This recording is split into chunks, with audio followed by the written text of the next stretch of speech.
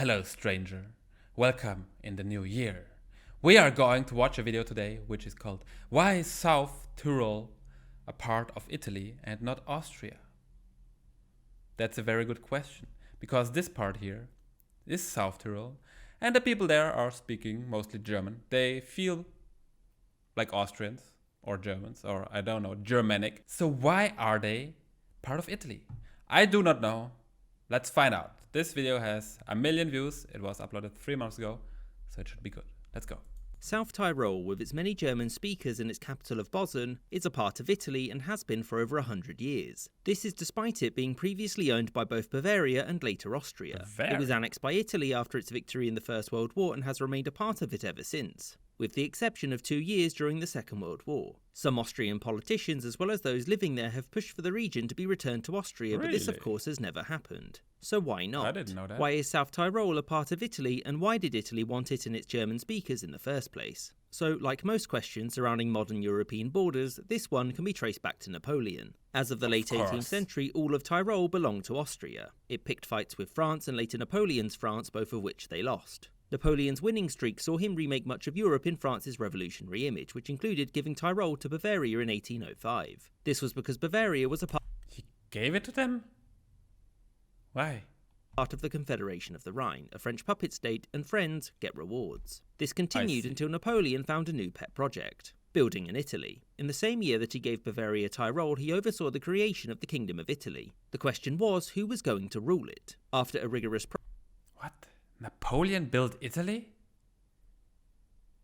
process, Napoleon narrowed the candidate pool down to himself. This, along with all the other trademark Napoleon stuff going on, was too much for his rivals, and so, war. Napoleon won, and so opted to split Tyrol and give it south to Italy, because what was Bavaria going to do about it? As you'll know, Napoleon was eventually hit with a crippling bout of defeat, and in 1814 Austria regained all of this. It remained a part of Austria and later Austria-Hungary until the First World War. Italy joined the First World War on the side of the Entente, and 3 years and 12 Assonzos later, Austria-Hungary collapsed. And in the following peace conference, Italy pushed for all of this, of which it got this, which included prying South Tyrol away from Austria. Now, the region was overwhelmingly populated by German speakers and held little in common with Italy, so why did Italy want it? Well, the Entente had pushed for new borders based on nationality, and American President Woodrow Wilson had pushed for each region that swapped hands to be given a referendum. The problem was that the people in South Tyrol didn't want to join Italy, and a referendum would have never succeeded. As such, better idea. Just don't have one and tell the people who live there to deal with it. So why would Italy want such a region? Natural borders. Whilst the area didn't have many Italians, it did have lots of mountains, meaning that the north of the country would be much more defensible in the future. South Tyrol formally joined Italy in 1920 and had much more autonomy than most other regions of the country. This remained the case until a certain very nationalist man came to power in Italy. The new Italian government wanted to squash the region's autonomy and make it fully Italian. This took a while, and before it could be done, a decade later, Germany Anschlussed Austria and was now in contact with Italy, whose borders now contained a number of Germans. So did Germany want the territory for itself? No. Keeping Italy close was seen as much more important than regaining South Tyrol. As such, Germany and Italy came to an agreement. The people who lived there could move to Germany or stay in Italy and lose their autonomy, with many Germans opting to leave. This agreement became null and void when Italy decided that the Axis wasn't for them anymore, and Germany promptly occupied the region. This occupation would last until Germany's defeat, when the region was returned to Italy. And after the war, much to Austria and Britain's annoyance, it was decided that Italy would retain all of South Tyrol. It was given this on the condition that its people be given even greater autonomy, with Austria as its guarantor. Unsurprisingly, Austria had wanted the territory returned. Britain had wanted it divided up like this, but the Soviet Union bluntly refused to grant any new territories to Austria, since the USSR considered the Austrian people partly responsible for the war. And after this, You don't want to give Austria more territory. You know why? Because there's a higher chance for another Austrian painter.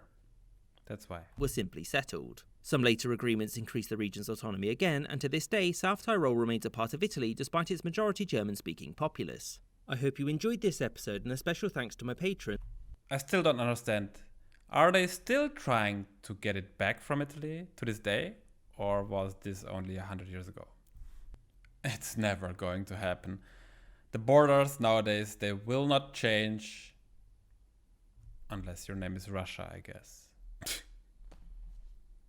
There's so much I don't know about European history and how things are going around here, what happened. There's just too much history Too much to learn. And I'm glad you are here so we can learn everything together. See you tomorrow.